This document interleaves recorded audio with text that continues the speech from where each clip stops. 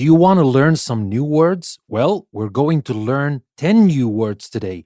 Associate, administration, allocate, reservoir, enterprise, disputant, scrutiny, consequence, rescind, and acquit. All in the context of our story today that has to do with political corruption. So it is a juicy story, but from the past. It is about the Teapot Dome Affair or scandal. So if you're interested, join me in this new Word Power episode from English Plus Podcast.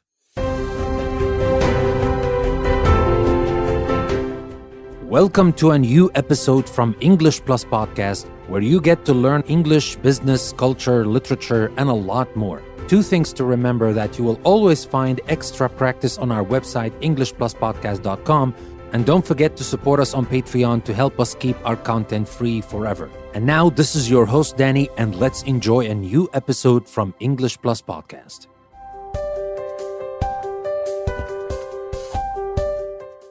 Welcome to this new episode from English Plus. Today we're going to talk about the Teapot Dome Affair, or scandal, as it is also called. What is the Teapot Dome Affair? And it is not only about this story, of course. You know that we're going to talk about some words and we're going to learn the meanings of these words from the context of our story. But that's not everything. It's very important to learn words in context, but it's also very important to practice these words. And to do that, I have created a special post on our website, englishpluspodcast.com, that has everything you need to practice the words you're learning. There are interactive activities, a PDF downloadable worksheet, and some formative assessment that you can check your understanding inside the post. You don't have to leave the post. You can stay there as long as you want and practice the words that we're learning. But without further ado, let's start with our main event, the story, the Teapot Dome Affair. What is that about? Some of you might have heard of that story, some of you might not, but it is a very interesting story from the administration of President Harding. Now let's dive right into the story of the Teapot Dome Affair. As long as there have been governments, there have been scandals and corruption. Politicians and their associates have taken part in bribery, extortion, criminal conspiracy, and other immoral and illegal activities.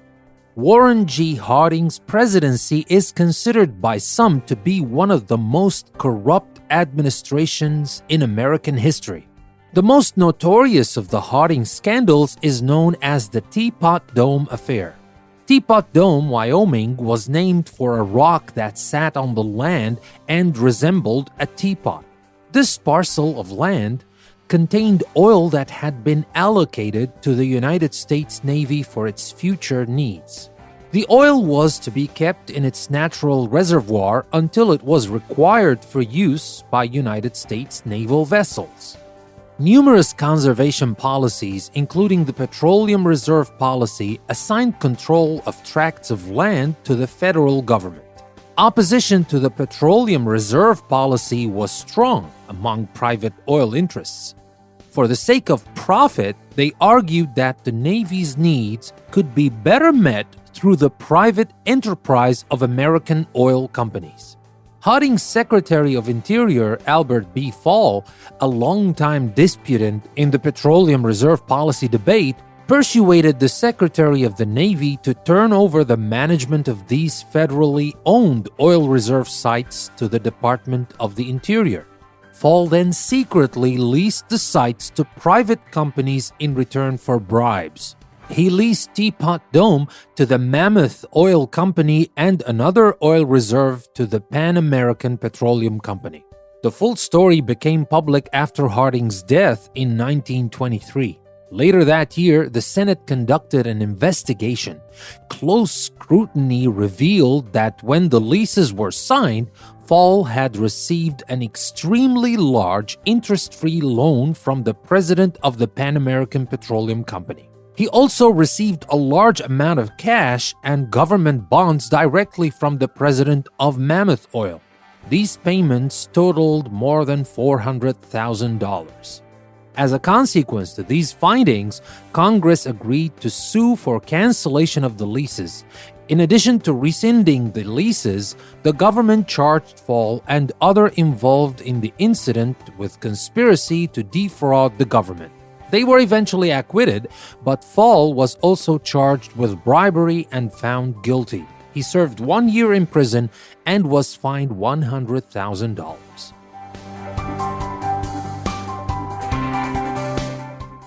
So that was our story of the Teapot Dome scandal that happened during the administration of President Harding, which was considered by some the most corrupt administration in American history. So that was our story for today. I hope you found that interesting. I hope you learned something from it. But if you already know the story, no problem. We're still going to learn things. And the things we're going to learn are the words, the new words in context. And let's start with our very first word, and that is associate. And pay attention here, I'm saying associate because it's a noun. I'm not saying associate, which is a verb. Associate as a verb is different. Very closely related, but it's different in pronunciation. I'm saying associate. Let's take a look how we used it in context. We said politicians and their associates have taken part in bribery, extortion, criminal conspiracy, and other immoral and illegal activities. Now here we're talking about politicians and their associates. What does that mean? Your associates are the people you are closely connected with, especially at work. So here, when we're talking about your associates, politicians and their associates, we're talking about people they are closely related to these politicians. People who they work with, people who they are associated with in a way or another. If it is legal, no problem. But if it is illegal in this case, of course, there's a big problem. And associate, by the way, is spelled A-S-S-O-C-I-A-T-E, associate. Now, what about the next word, administrations? A-D-M-I-N-I-S-T-R-A-T-I-O-N, administration. Well, I know administration might have a lot of meanings, but when we're talking about administrations in this context, take a look. Warren Harding's presidency is considered by some to be one of the most corrupt administrations in American history. So here when we talk about the administration of a president, what does that mean? You can refer to a country's government as the administration, like we do especially in the United States. Now, in other countries, you may do that, but especially in the United States, we use that a lot. We can say President Biden's administration, President Trump's administration, Clinton's administration, etc. We use that to talk about the government, especially in the United States. That was our second word. What is our third word? Allocate. Now let's take a look how we used it in context. We said this parcel of land contained oil that had been allocated to the United States Navy for its future needs. What is the meaning if something is allocated to a person or to a thing? If one thing or share of something is allocated to a particular person or for a particular purpose, it is given to that person or used for that purpose. So here, what happened with this land that contained oil? It had been allocated to the United States Navy. So what can it be used for? It can be used for the future needs of the Navy. That is assigned or granted to the future needs of the Navy. Allocate, A-L-L-O-C-A-T-E, allocate. And that is our third word. What about the next word, reservoir? R-E-S-E-R-V-O-I-R, reservoir. Let's see how we used it in context. We said the oil was to be kept in its natural reservoir until it was required for use by United States naval vessels. So, what is the meaning of reservoir? Natural reservoir. The oil was to be kept in its natural reservoir. Now, a reservoir of something is a large quantity of it that is available for use when needed, and especially when we talk about natural resources. When we talk about oil, when we talk about water, when we talk about other natural resources, we can talk about the storage, the natural storage. Obviously, we didn't store it there, but the natural storage, we can call it a reservoir. Okay, so here, the oil was to be kept in its natural reservoir until it was required for use by United States naval vessels. But that didn't work for some people who wanted to make a profit. Here we come to the next word, enterprise. Now, for the sake of profit, let's see how we use it in context. For the sake of profit, they argued that the Navy's needs could be better met through the private enterprise of American oil companies, the innocent American oil companies. But our word is not about the American oil companies, but the word is enterprise, enterprise. What is the meaning of enterprise? Well, obviously, an enterprise is a company, business, an activity designed to make money. That is the enterprise. Now, enterprise can have other meanings as well. We can talk just about a new business, usually a small business. Sometimes it is difficult or something. But in our context here, or in almost all contexts, we're talking about a business, an activity, and the purpose of this business is to make money. That is mainly the meaning of enterprise. And now let's move to the next word, disputant. Now, disputant, disputant. We were talking about the secretary or Harding's secretary of the Interior, Albert Fall. He was a long-time disputant in the petroleum reserve policy debate. And he got to persuade the Secretary of the Navy to turn over the management to these federally owned oil reserve sites to the Department of the Interior. And then, of course, he got his bribes, and you know the rest of the story as we just mentioned it. But now for our word, disputant. disputant. Disputant. What does that mean? It is an adjective, obviously, when we call a person a disputant. What does that mean? A disputant is a person who argues. He's a contestant. He is an arguer. He's an opponent. He's a contender. That is a disputant. That means he was not with the reserve policy, or especially the petroleum reserve policy. He was a disputant. And obviously, he got it his way in the end. He managed to persuade the Secretary of the Navy to turn over the management of these federally owned oil reserve sites to the Department of the Interior. But now let's jump to the part where there was an investigation, where the Senate conducted an investigation. We said close scrutiny revealed that when the leases were signed, Fall had received an extremely large interest-free loan from the president of the Pan American Petroleum Company, and he also received some cash and government bonds from Mammoth Oil, the president of Mammoth Oil, about $400,000. Yes, we know that the man was bribed and he gave the leases to these specific companies. But how did we get to know the details of all this? Because close scrutiny revealed what happened. What is the meaning of scrutiny? scrutiny. When we talk about scrutiny, if a person or a thing is under scrutiny, they are being studied or observed, or in this case, investigated very, very carefully. Here, so scrutiny, we're talking about examination, investigation, search, thorough search. We're not talking about just a routine questioning. No, we're talking about a very thorough investigation. That is scrutiny. And thanks to this scrutiny, it revealed what really happened. Now, as a consequence, this is an expression. When we say as a consequence, consequence,